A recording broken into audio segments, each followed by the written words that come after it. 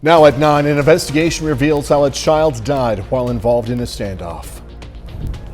Democrats and Republicans are split on the president's Supreme Court nominee. I'm Lauren Blanchard in Washington, where her confirmation stands, coming up. The 4 states' most watched news starts now. Thank you for joining us tonight. I'm Jordan Albee. A heartbreaking development today from the preliminary findings of the KBI report on last month's officer-involved shooting and standoff in Baxter Springs. Those findings indicate the 2-year-old child in the home died from a shot fired by a responding officer. KOM's Chris Warner has been following the story, and Chris has more. The latest information from the KBI details what Joplin Police Chief Sloan Rowland calls a horrific outcome. On March 26th, Eli Crawford barricaded himself inside a travel trailer with his 2-year-old daughter after shooting and killing the child's mother, Taylor Schutt. Crawford fired more than 90 rounds at responding officers during a nearly 2.5-hour standoff with police. The Joplin SWAT team was called in to assist, and a Joplin officer returned fire toward the home. The KBI's preliminary report revealed that shot killed 2-year-old Cleslin Crawford. JPD Chief Sloan Rowland issued a release discussing the situation and saying, quote, "This is a horrific outcome to what had already started as a very tragic incident. Our heartfelt condolences go out to the families involved and the surrounding community. We ask that you pray for the victims and everyone involved." Now, that officer is on paid administrative leave per department policy. Chief Rowland added that a separate internal investigation is ongoing. The KBI also stated that it believes Eli Crawford died of a self-inflicted gunshot wound. The KBI says its investigation is ongoing, and once concluded, the findings will be presented to the Cherokee County Attorney to determine if criminal charges will be filed. We again want to reiterate the KBI's findings are preliminary at this time. In Joplin, Chris Warner, KOAM News. You can see the full release from the KBI on our website, komnewsnow.com. Joplin police released the identity of the suspect in a death investigation who died during a standoff. Police say 44-year-old James Weiss Jr. of Joplin last week killed Donald Weimer. During that investigation, officers received a tip that Weiss was in a home on 2201 South Empire but refused to come out. SWAT officers used chemical munitions, heard a gunshot, then saw fire coming from the attic of the home. When the fire was under control, they found Weiss in the attic with a self-inflicted gunshot wound. Authorities say the investigation is still underway. Missouri Highway Patrol says there were 2 fatal crashes in Berry County, Missouri over the past few days. On Saturday, 20-year-old Ricky Sanchez of Pea Ridge, Arkansas was driving an ATV on Farm Road 2290, about 5 miles west of Seligman.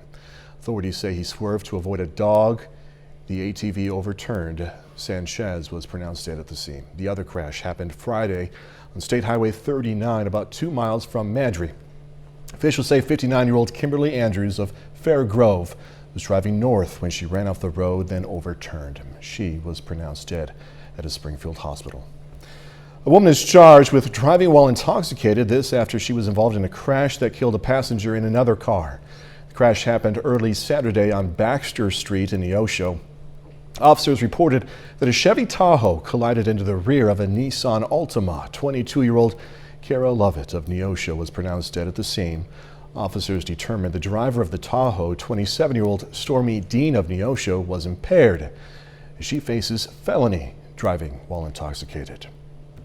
Meteorologist Nick Kelly joining us now. Some rain going on out there, huh? Yeah, before that got going again, Jordan, we actually saw some peaks of the sun today. Nice to see after we had some rain and plenty of clouds to start the day out. It actually took us from 52 this morning, topping out at 65 degrees this afternoon. But the rain chances have perked up once again. Very scattered in nature, nothing terribly heavy by any stretch. And thankfully, not seeing much in the way of thunderstorms. I'm not going to rule that out, but these scattered showers will mainly continue as our frontal boundary is still stalled out right on top of the region. You can see how those showers will continue into the overnight. Maybe a few showers by the morning drive with lows back near 53.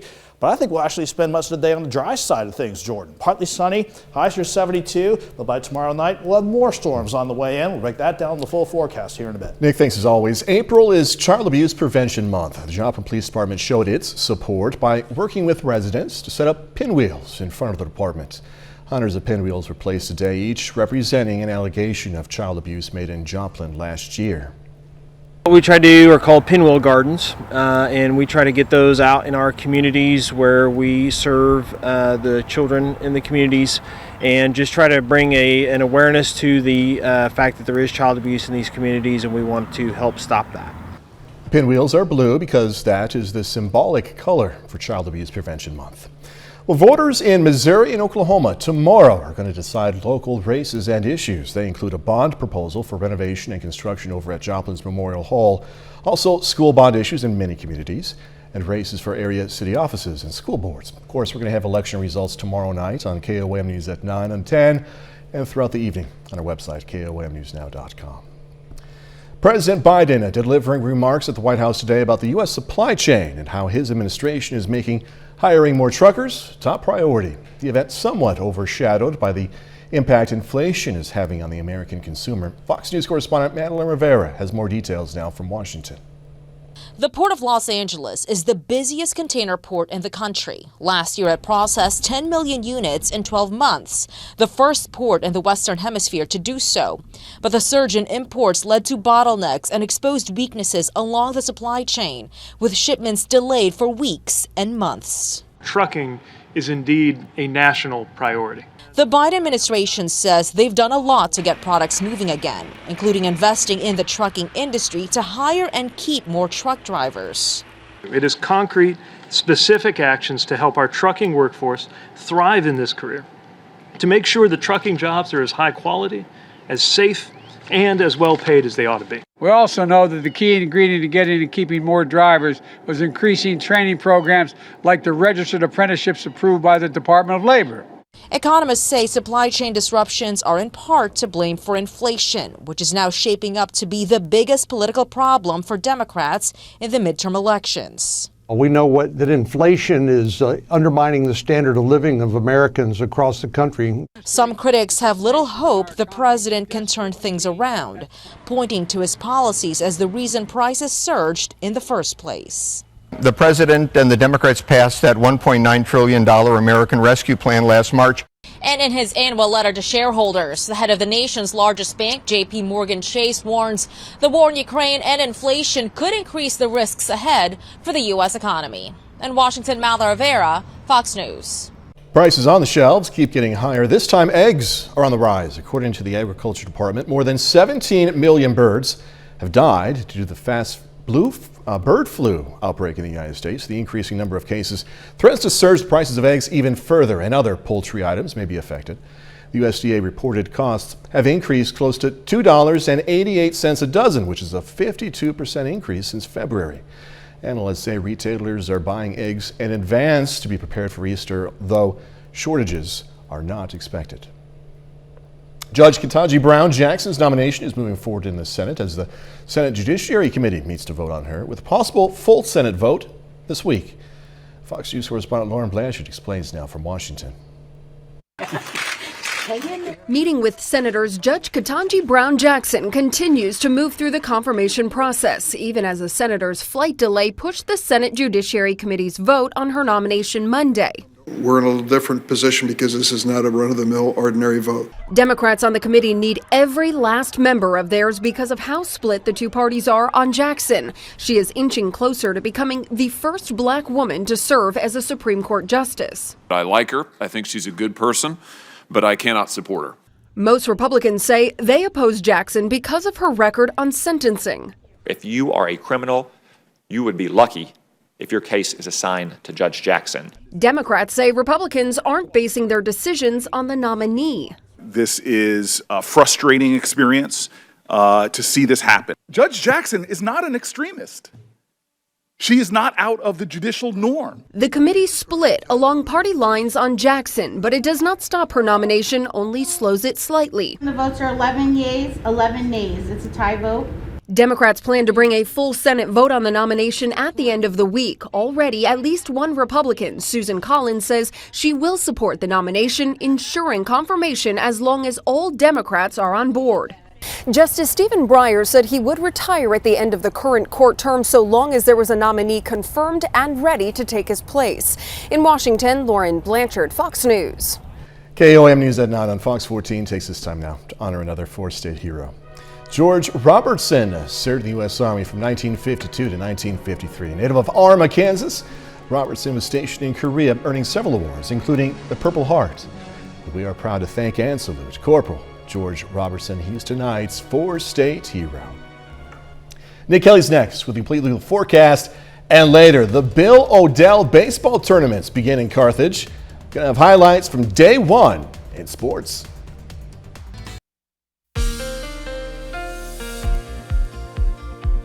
Even though we had to deal with quite a bit of rain to start the day out, some dry time and even some peaks of the sun really helped us out with temperatures. We actually saw temperatures soar into the lower to middle 60s across much of the area. That was a good feat to achieve after we had plenty of cloud cover this morning.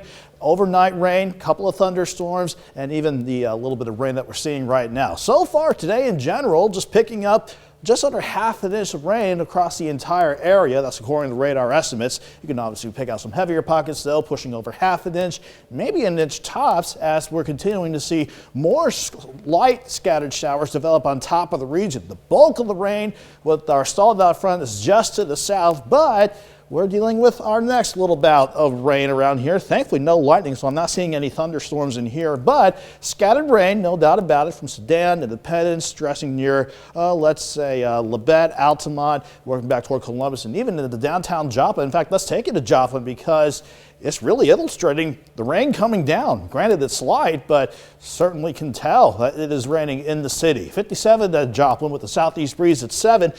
Most of us now are holding in the mid to upper 50s, and we're not going to see a big drop off throughout the course of the night since we're going to stick with mostly cloudy skies and continuing with these scattered showers. Fortunately, we're not dealing with any thunderstorms or good thunderstorm chances, certainly none of the severe weather. That's confined to northern parts of Texas. That's where the better setup for severe weather is going to stay, but our stalled out front is driving our rain chances tonight.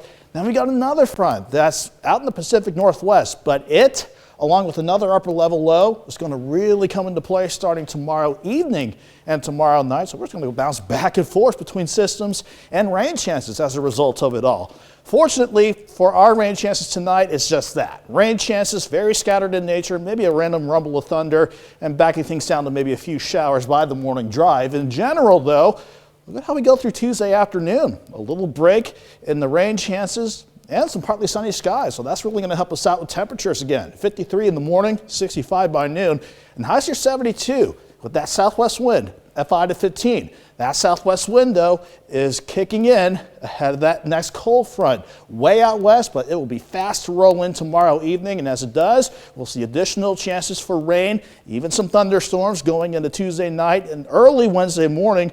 Then that system quickly clears out and will look good for Wednesday, partly to mostly sunny with highs in the lower 60s. Now, as far as additional rain goes, for tonight alone, maybe another tenth or couple of tenths of an inch of rain, and then maybe some heavier pockets if any of those heavier rain and thunderstorm chances tomorrow night can materialize and pass through.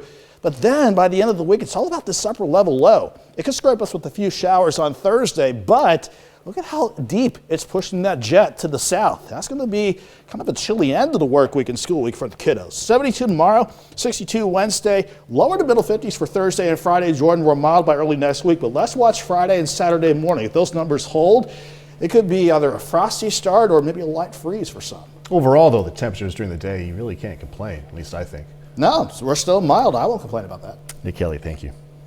Coming up, world leaders saying the situation is in Ukraine, getting even harder to ignore.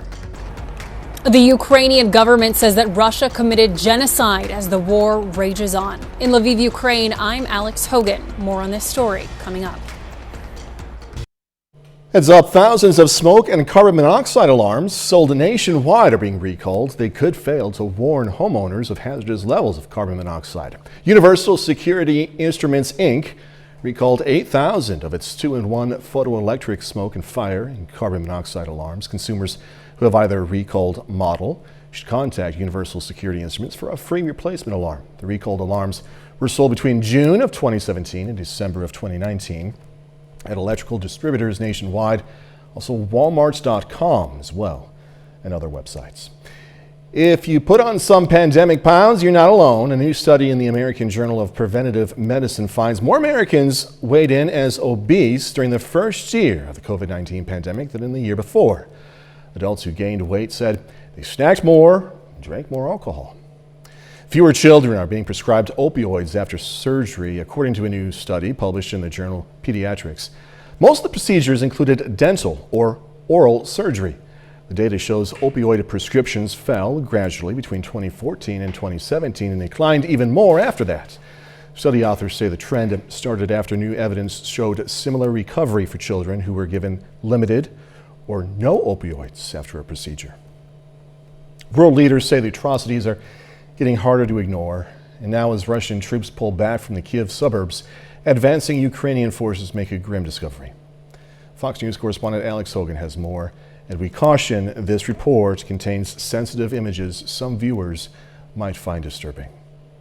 New evidence of alleged war crimes by Russia. Ukrainian troops finding more than 400 dead civilians as they move into areas near Kyiv being vacated by retreating Russian soldiers. Some of the bodies showed signs of torture.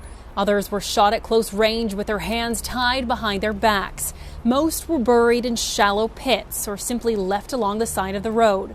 Ukraine's president now calling on Russia to move the negotiations along, saying that the longer they delay, the harder it will be to make a deal. Every day when our troops walk in and deoccupy territories, you see what's going on. It's very difficult to conduct negotiations when you see what they did here. Leaders of dozens of countries quickly condemned Russian President Vladimir Putin, including President Biden, who says he's calling for a war crimes tribunal and also slapping more sanctions on Moscow. Well, the truth of the matter, you saw what happened in Bucha. This warrants him. He is a war criminal. The new allegations come as Russian forces continue their offensive in the east, with a bitter fight still raging in the city of Mariupol. About 2/3 of the Russian forces that had been near Kyiv are now consolidating in Belarus. And the Ukrainian military says about 60,000 more reserves are being called up by Moscow. But most Ukrainians say they will keep fighting no matter what Russia throws at them. Only victory, only victory. I can't imagine anything else. It's not negotiable. The European Union on Monday says it will open up a war crimes investigation in partnership with the Ukrainian government. In Lviv, Ukraine, Alex Hogan, Fox News. All right, still ahead, the story of a man's battle against cancer and how each one of his steps defies cancer and raises awareness. One man is walking across the country step by step, raising awareness and money for families of children fighting cancer, hoping to lessen the financial strains the disease has on patients and their parents. Fox's Steve Nielsen catches up with Cody O'Connor on his walk for hope as he makes his way through Phoenix, Arizona. For 9 months, Cody O'Connor has taken steps on a path that seemed nearly impossible to complete. Phoenix is about 3,230-ish miles into this journey. He started his Walk for Hope in New York, and he won't stop till he hits the Santa Monica Pier. Walking means more to Cody than most. At 14, he was diagnosed with a rare pediatric bone cancer and was told he'd never walk normally again. But here he is, a decade later, walking 25 miles a day. It's been life-altering. You know, I've found out internally what it means to take one more step in any situation in life, period.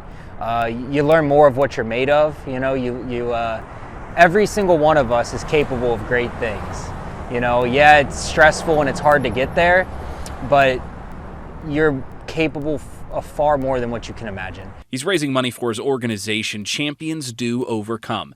His family was torn apart by his fight with cancer because the bills were too hard to tackle. That shook my family. You know, we were a typical middle-class family, and going through cancer, my family went through divorce, eviction, wondered where food was coming from, and had to file bankruptcy. So seeing the struggles of my family, it really left an impression on me, and I wanted to make a change. I didn't want other kids to have to go through that on top of fighting cancer. Champions Do Overcome does more than just give money. They support the whole family. And our intention is to eventually fund, from start to finish, cost of living payments. So therefore, taking off the largest negative stress in anybody's life, which is finances, and allowing faith and positivity to fill that void. We're also sending parents on date nights to fight the divorce ratio. He's headed to Las Vegas next before reaching Santa Monica by the end of the month. Step by step, nothing will stop him now. Steve Nielsen, Fox 10 News. Soon, the very first thing, maybe, that may come to mind when you when you say Dunkin', could be makeup. More on this when we come back. Double sausage patty. Dunkin', bringing you more than coffee and donuts this time, adding makeup to its portfolio, the popular franchise, and e.l.f. Cosmetics, making a partnership inspired by Dunkin's treats. The collection features eyeshadow palettes inspired by Dunkin' Sweets, lip scrub with coffee scent, and strawberry frosted with sprinkles face sponge. To see more of this sweet collab, you can visit elfcosmetics.com. They're also in Ulta beauty stores and their websites. You know, I was thinking, what we really need is makeup infused with caffeine. You know, speaking of coffee, that'd get you up in the morning, right? I don't know. Maybe too dangerous. I don't know. 30 more minutes, news, weather, and sports coming away. Going to hear about an incentive program for the Joplin Police Department meant to attract experienced officers. Police announce an arrest in this weekend's mass shooting in Sacramento. I'm Claudia Cowan. I'll have the very latest on this story just ahead. Joplin City Council tonight approving a few ordinances, including the annexation of an apartment complex. Residents of Summit Ridge, though, voiced their concerns, saying they weren't given enough warning about the annexation plan. The city plans to demolish the complex and rebuild it with 60 new homes. That was approved on first reading. Council also approved a work authorization. That authorization is with Joplin-based Olson for $158,000. Olson is going to provide engineering services for the city's Capital Improvements Program Master Plan. As the Joplin Police Department continues to face staffing shortages, a proposal was heard before the council tonight to try and fix this problem. The department has developed a recruitment incentive plan to attract experienced officers to join the force. The plan provides a $10,000 payment to officers from other agencies that sign on with JPD. One of the requirements is those officers must commit to 2 years with the department. We're trying to get to full staff so that we can give them that relief, that we can get those shifts fully strengthened so that they can go out there, and the more officers you have, the quicker we can respond to calls, the less time that victim may have to spend waiting on an officer to respond.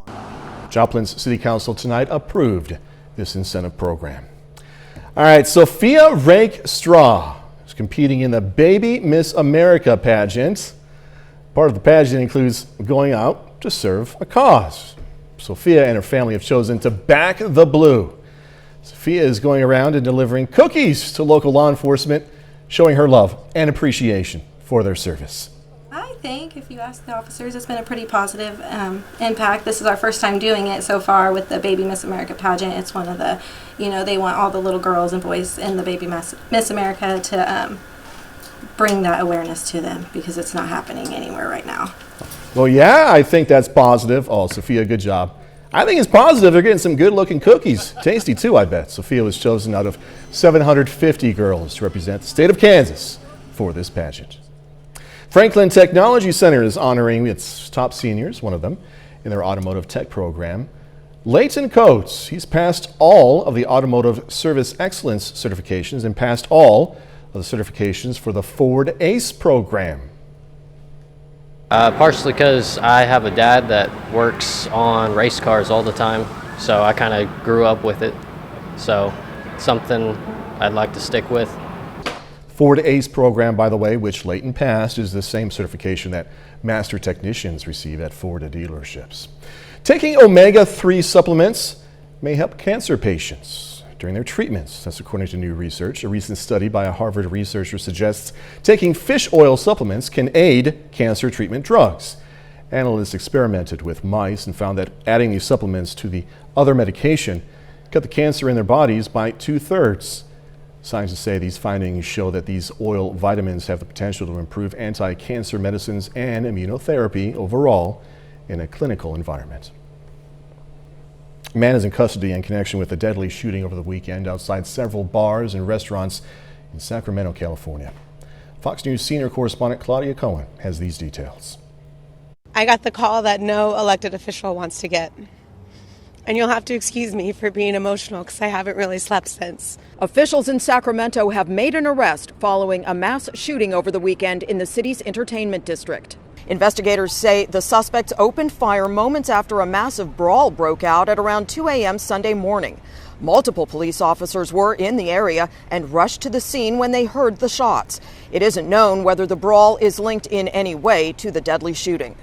We are shocked and heartbroken by this tragedy, but we are also resolved as an agency to find those responsible. A manhunt is currently underway as police piece together the sequence of events that took place before, during, and after the shooting. Investigators have confirmed that 6 people were killed, 3 men and 3 women, ranging in age from 21 to 57. Pop duo Ali and AJ were performing in the area and were forced to take cover after the shots rang out. Probably something small, those stupid arguments, so they want to pull out guns and start shooting each other, not even think about the innocent people that is around. Meanwhile, more than a dozen people gathered at the scene Sunday night for a vigil. In addition to the deceased, at least a dozen people sustained injuries during the frantic melee.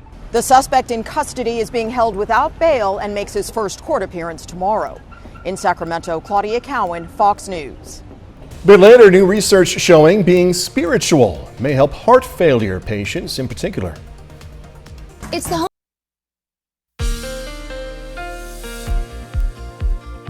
Despite the rain that we saw this morning and quite a bit of cloud cover to start the day, we were thankful Mother Nature gave us some peaks of the sun to push highs into the lower to middle 60s across much of the region for today. But again, the main story weather-wise is the rain that we saw pick up late last night through the morning hours, even a couple of storms, and then some redeveloping showers as we got deeper into this evening. As far as what we picked up today, including last night's rain and what we're seeing trying to redevelop right now, just under half an inch when you take the entire viewing area into account. But you can see some embedded pockets of rain pushing half an inch to almost an inch according to radar estimates, and we're still tracking those showers. Actually, a little bit of a light band actually working across southeastern Kansas right to the north of the Kansas-Oklahoma state line. In fact, we can go in for a tighter look with our live radar looking at this band in general, still stretching from Sedan to Independence, getting a little more scattered, but also trying to extend out toward Erie, St. Paul, Chanute, and then around, let's say, Girard, around Pittsburgh, and even still showing some rain around Joplin, and this certainly has left some wet roads from our vantage point at 7th and Range line. So we're watching the rain come and go through Joplin with cloudy skies up top. Still, though, you're sitting at 57 Joplin with the southeast breeze at 7 miles per hour. Middle to upper 50s. That's where most of us are sitting right before we hit the top of the 10 o'clock hour. And we're not going to see those numbers drop off very much more throughout the night as we hold on to the clouds and the rain chances. Fortunately for us, it's mainly rain chances and none of these thunderstorms or severe weather like we're seeing down in northern parts of Texas, rather. All because of the stationary front is parked just to the southeast of the region. That's going to skedaddle as we go through tomorrow, but that's going to allow this next cold front and this upper level low to really come into play starting tomorrow night. And wait till see what this upper level low wants to do once we hit the end of the week. In the short term, though, before we get too far ahead of ourselves, we'll just hold on to mostly cloudy skies through the overnight. You can see those scattered showers still trying to hold on, maybe a few showers by the morning drive. That's about it for the morning ahead of us. And then I think for much of the afternoon, we're looking okay ahead of that next approaching cold front. 53 in the morning, 65 by noon with a south wind at 5 to 15, turning southwest by late afternoon. That'll push us back near 72 for tomorrow afternoon. But once we get into the evening, that cold front picks up more moisture, so we'll get additional chances for scattered showers, even some thunderstorms. Nothing too strong or severe, though, tomorrow evening through tomorrow night and the Wednesday morning. And then we'll clear out Wednesday afternoon with highs back in the lower 60s. As far as the additional rain goes, tonight maybe a few tenths of an inch, but the rain Tuesday night and the Wednesday could push some of us to see an additional half inch to maybe an inch tops. But remember that upper low I pointed out? Here's what it wants to do by the end of the coming week. Look at how it's really carving that jet just to the south of the region. In fact, far enough south of the region. Moisture with this might grace us with a few showers on Thursday, but look at the temperatures. 55 Thursday afternoon, pushing 51 on Friday, not to mention the morning lows for Friday and Saturday. Some lower to middle 30s, so those with the green thumb want to keep an eye on those numbers for the next few days. But the vast majority of the days, Jordan, look mild, including the 72 tomorrow, 62 Wednesday, and mild again next week. Yeah, I'm not going to complain because before you know it, that awful humidity is going to be in the picture too. I'd rather not think about that. No, me either. Hey, Kelly, thank you. Coming up in sports, Kansas Jayhawks hitting the floor against North Carolina, aiming for a national championship. Plus, Girard and Colgan softball meeting in their CNC League opener. Jacob Leonard has that and more next.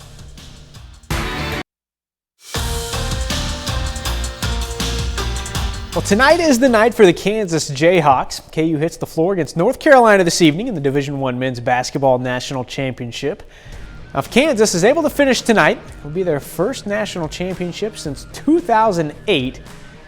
That game is still going. It's early second half, but at halftime, KU was down 15, 40-25.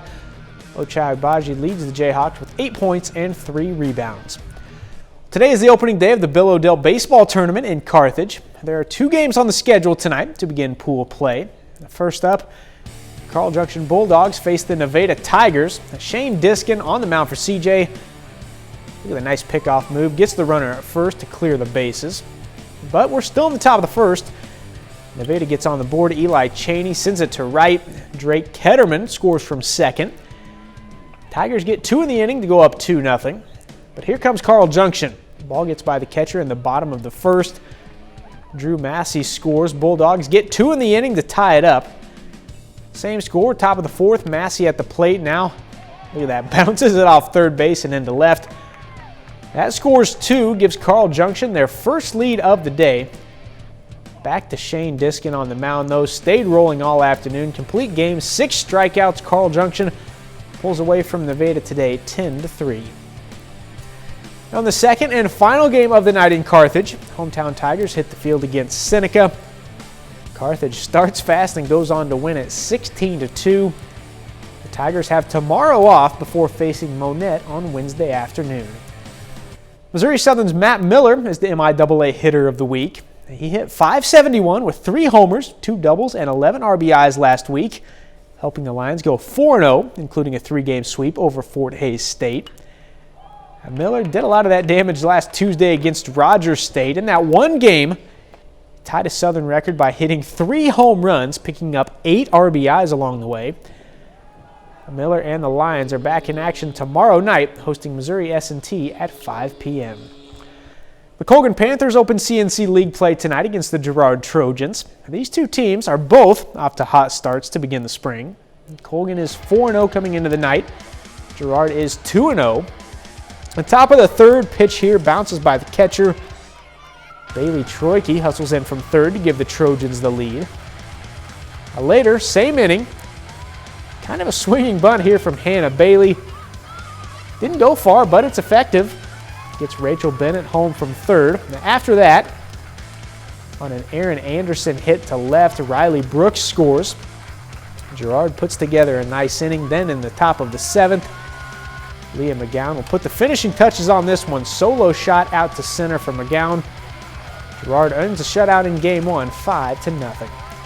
So game 2, Girard trying for the doubleheader sweep. Trojans get it done with another big win, 10-4.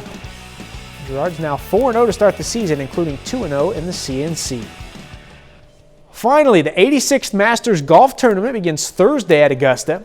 There's a pretty good chance we'll see Tiger Woods out there. This is Woods today playing a practice round at Augusta. He says he'll be a, quote, game-time decision on Thursday. Woods is a little more than a year removed from a car crash in which he suffered multiple leg injuries that involved multiple surgeries. He's won the Masters tournament 5 times and is a 15-time major champion. And that's a look at sports. We're back with more news after this. Spirituality has been shown to have benefits for physical and mental health, and now new research finds being spiritual may help heart failure patients. Reporter Michael George explains. Pat Gurney was diagnosed with heart failure 7 years ago after her daughter, who's a nurse, noticed a change. I was going up the steps and I'm very active, and she said, "Mom, are you short of breath?" The 73-year-old considers herself a spiritual person, a devout Catholic who prays every day, mostly for others. I've just prayed and asked God for the grace and strength to get through these things. And I knew at that point when I was diagnosed that I was strong and physically and in my faith. New research shows spirituality can improve the quality of life for heart failure patients like Pat. Researchers at Duke University Hospital reviewed nearly 50 studies on the topic, including a 2017 study Duke conducted. Incorporating aspects of spirituality actually reduced anxiety, depression. Spirituality can be hard to define. Researchers say many describe it as how people find meaning and purpose in life, which can be separate from religious beliefs. Study co-author Dr. Robert Mentz is the chief of heart failure at Duke, which is now developing a spirituality screening tool. You can ask these questions about purpose, peace, and meaning. I think that opens the door to hopefully improve patient care. I continue to walk and I continue to garden and just stay active. And when the grandchildren are around, chase them around. Pat takes medication for her condition and says she's grateful her faith and family bring her such comfort. Michael George, CBS News, New York. The research review also suggests that spirituality can also help support caregivers. All right, coming up, check the entertainment coming your way this week right here on Fox 14. Fox's The Masked Singer brings another round of competition. So does Domino Masters. Name that tune and more. It's just part of what's coming up on the Fox TV lineup this week. Here's Fox's Ashley Dvorkin with more. Celebrity guest stars and star contestants. Here's what's hot on Fox. First, Monday is a replay of 911 with a high adrenaline highway rescue for the 118. And a look at Eddie in his new job. Hang on, bro. Just hang on. Stop! Then it's an encore of the 911 Lone Star team caught in an ice storm in Austin, as Owen deals with the 126 closing. You're Gigi's dad. Tuesday on The Resident, Conrad treats one of Gigi's classmates, and the interns visit a senior living facility where a former doctor's wife falls ill. I could name that tune in one note. After that, celebrities give their best guesses on Name That Tune. Wednesday, it's another round of The Masked Singer with mystery contestants showing off second performances. Then it's a Water World theme on Domino Masters with 4 teams in the playoffs. Donut! Thursday, it's a donut challenge on MasterChef Junior, and Gordon Ramsay's daughter Tilly joins as a guest judge. On Call Me Kat, guest star Laura Bell Bundy joins in the fun. Shrub, are you responsible for this? The laughs continue on Welcome to Flatch with Father Joe redirecting Shrub's love of graffiti to an art class. Friday is all about Fox Sports with WWE Friday Night SmackDown. And Animation Domination brings new episodes, including Laura and Sarah Silverman guest voicing on Bob's Burgers. In Hollywood, Ashley Dvorkin, Fox News. That's our time for tonight. Thanks so much for joining us. Going to leave you tonight with video of animals at the 6th birthday party for Rico the porcupine at the Cincinnati Zoo. There's Rico. Live it up, buddy. Hey, be safe. Do this all again tomorrow. See you then.